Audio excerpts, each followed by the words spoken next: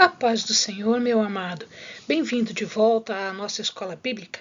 Nós estamos começando hoje o estudo do Evangelho de Mateus. Então pegue a sua Bíblia, pegue o seu caderno de estudos. Ora ao Senhor, pede a Ele discernimento, entendimento, conhecimento, sabedoria.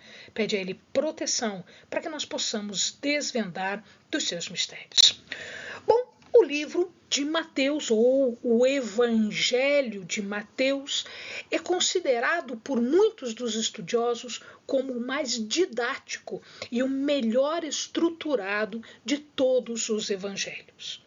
Aliás, este livro é o que mais cita o Antigo Testamento. E isso tem uma razão que nós vamos ver daqui a pouquinho. Quanto à autoria e data, a maioria dos estudiosos dizem que, pela tradição, quem escreveu este evangelho foi Mateus. Quem era este Mateus? Este Mateus, também chamado de Levi, era o discípulo, um dos discípulos do Senhor, o discípulo, o apóstolo, que antes dele ser chamado foi cobrador de impostos. Eles também aceitam que a data em que este livro foi escrito, este evangelho foi escrito, está entre 70 a 90 depois de Cristo. Só para lembrarmos datas importantes. Jesus disse a tradição que ele morre com 33 anos, portanto, mais ou menos aí na data por volta do ano 30 depois de Cristo. E a cidade de Jerusalém é destruída pelos romanos na data de 70 depois de Cristo. Então, muito provavelmente, este livro tenha sido escrito por Mateus ou Levi depois da destruição do templo da cidade de Jerusalém. Para quem ele foi escrito? Imagina-se que o público principal do livro de Mateus tenha sido os cristãos que eram cristãos, mas de origem judaica, ou seja, aqueles que saíram do judaísmo e foram para o cristianismo. Ele foi dirigido principalmente aos cansados, aos sobrecarregados, e ele visava oferecer alívio para que eles compreendessem, aprendessem do livro, do Evangelho, precisamente aprender através do livro as histórias de Jesus, o modo que Jesus operava, o comportamento de Jesus, por ser ele manso e humilde de coração. Pois bem, o ambiente daquela época era um ambiente de tensão entre o judaísmo tradicional e aquela comunidade cristã que estava surgindo, que estava nascendo. É por isso que o livro de Mateus, o Evangelho de Mateus, ele busca comprovar que Jesus é o cumprimento da fé judaica. Este era, talvez, o maior objetivo de Mateus. O propósito, portanto, era demonstrar que Jesus tinha vindo como o Messias prometido. Ele era o rei do reino de Deus. E, portanto, ele se preocupa durante todo o Evangelho em confirmar a identidade messiânica de Jesus.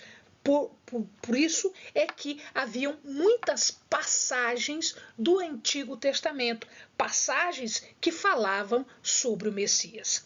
Ele também quer ensinar um discipulado cristão, as principais noções, conhecimentos sobre o ser cristão, o ser seguidor de Jesus. Ele apresenta o reino de Deus e ele defende a fé cristã diante do judaísmo, fazendo esta separação, fazendo esta distinção.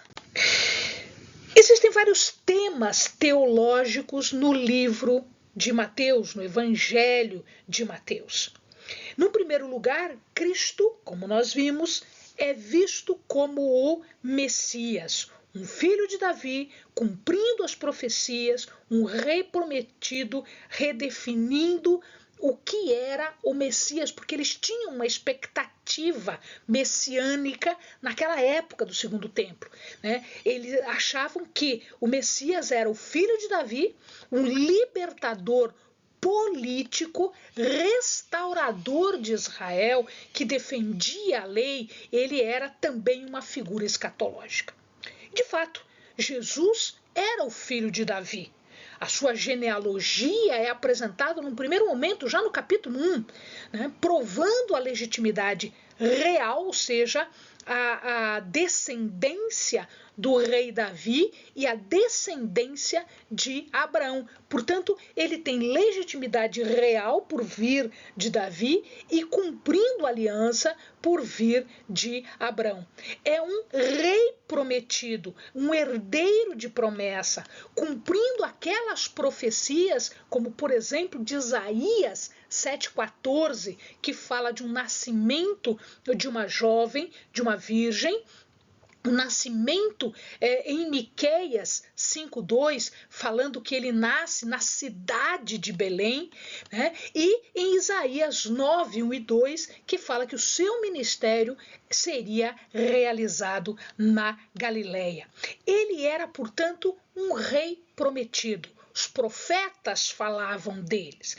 Só que ele redefine essa história de ser Messias, porque ele era um Messias servo, manso, não violento, compassivo, que sofre junto e com o seu povo. Ele apresenta, portanto, Jesus como um rei messiânico, filho da casa real de Davi, leão da tribo de Judá, com caráter desse rei Jesus, numa combinação de força, mas também de condescendência, de misericórdia, de humildade, de compreensão, de magnanimidade, de ternura, de compaixão. Aliás, a compaixão desse rei só é registrado aqui no Evangelho de Mateus. Jesus fica profundamente comovido diante dos cegos quando eles respondem à sua pergunta: o que queres que eu vos faça? Nós vimos essa compaixão também lá em Lucas. A gente vê essa compaixão quando ele se depara com a viúva de Naim e mesmo que ela não lhe peça nada, ele faz o milagre de restaurar a vida do seu filho. É, portanto, um Messias tocado com esse sentimento por conta das nossas fraquezas. Um rei de amor que sempre vai trilhar, demonstrar, ensinar, mostrar para nós um caminho de amor. Na versão de Mateus das bem-aventuranças, por exemplo, os humildes, os mansos, os atenciosos, os misericordiosos, aqueles cujos corações estão postos, né, no triunfo da justiça, eles são especialmente considerados bem-aventurados, como nós vamos ver quando falarmos desta parte do sermão das bem-aventuranças.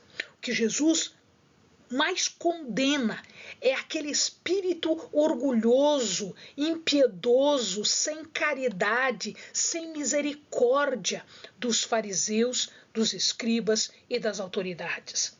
Não é só a falta de justiça que ele condena, não é só a falta de boa-fé que ele condena, é também a falta de misericórdia. E é isso que nós vamos ver neste livro, que é o Evangelho de Jesus como Messias, como aquele que veio cumprir as Escrituras. Ele também fala do reino dos céus, que é ao mesmo tempo presente e futuro. Muitas vezes nós vemos isso, se explica isso, o já e o ainda não. O que é essa história de já e ainda não? Ele já chegou. Ele já está operando na história. Tá? Mas o ainda não é que nós ainda não chegamos no juízo final, na consumação escatológica, né? Na consumação da obra de Cristo. Ele é um reino ético, um reino espiritual, que exige uma transformação interna, vai além daquelas práticas externas, pura e simplesmente para que as pessoas vissem, sem nenhum acréscimo de amor e de misericórdia, como os fariseus, como os escribas, como as autoridades faziam. A justiça de Deus é superior, ela é universal, ela implica no amor aos inimigos, numa pureza de coração.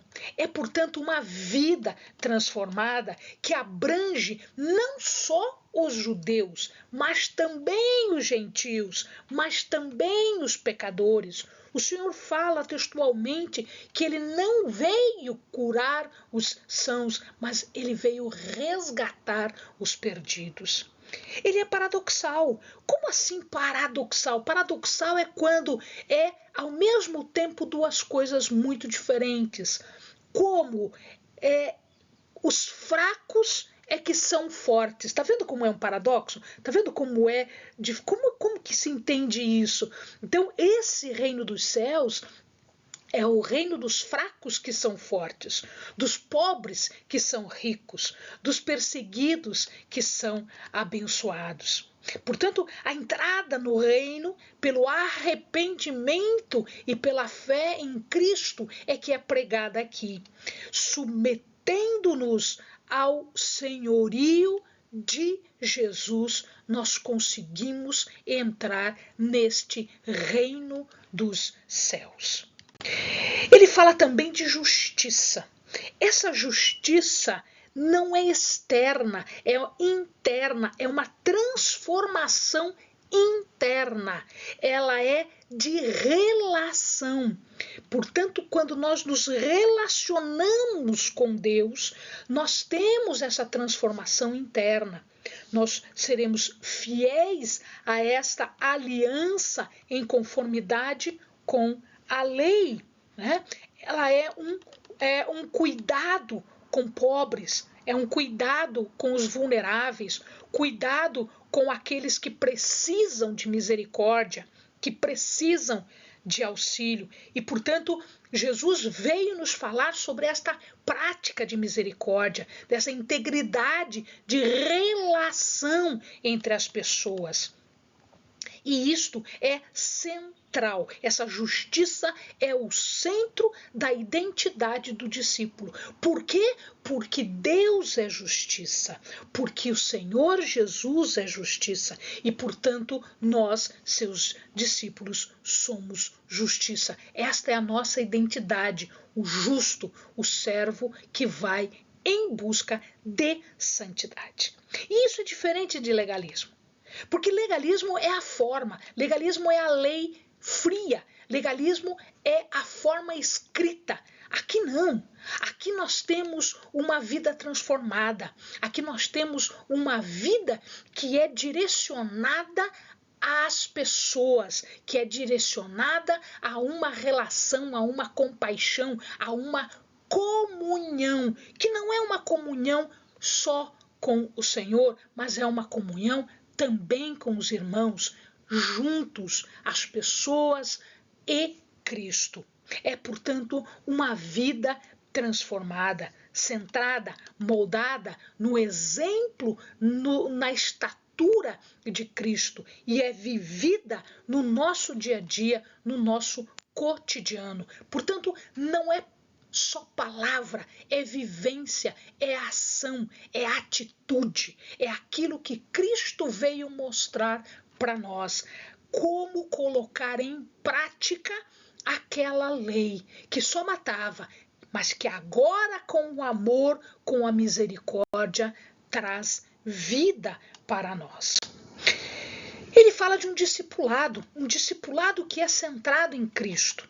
Porque nós, como os discípulos de Cristo, nós vemos Cristo como nosso modelo, como uma relação pessoal, Mas essa relação pessoal não começa em nós. Nós não tivemos ideia de fazer isso. Quem nos chama é o Senhor. Portanto, nós devemos responder em obediência, né? Aprendendo diretamente do Senhor.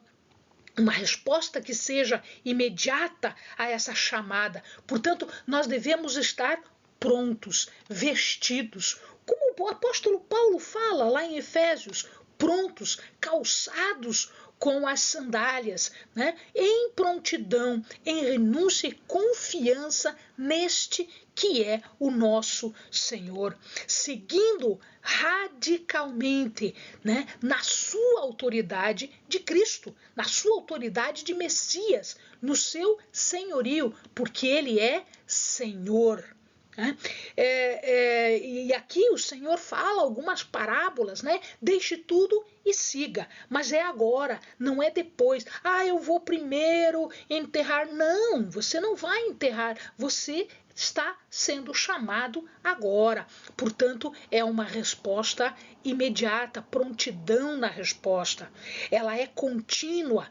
Nós vamos aprendendo e cada vez aprendendo mais, aprendendo, transformando, crescendo continuamente, progressivamente, para chegarmos à estatura do Senhor, aquilo que é um modelo para nós, o padrão de pessoa que é Jesus. Claro, meu amado, isto tem um custo pessoal. Envolve sofrimento, envolve perda, né? Tudo tem que ser acima da família, dos bens, da segurança. Nós somos chamados para fazer a obra e nós somos chamados para fazer esta obra num mundo que é decaído, num mundo que é pecaminoso. Portanto, nós vamos sofrer perseguição, nós vamos sofrer afrontas, nós vamos sofrer porque nós não somos deste mundo. Então, existe um custo pessoal. Mas nós devemos lembrar que o Senhor diz para nós que o discípulo é o sal da terra. E o que seria do sal se ele perdesse o seu sabor, né? Se ele perdesse o poder de conservação? Nós somos a luz do mundo e, portanto, nós não podemos ser postos num canto, né? Esquecidos. Não, nós somos chamados para salgar, para dar sabor.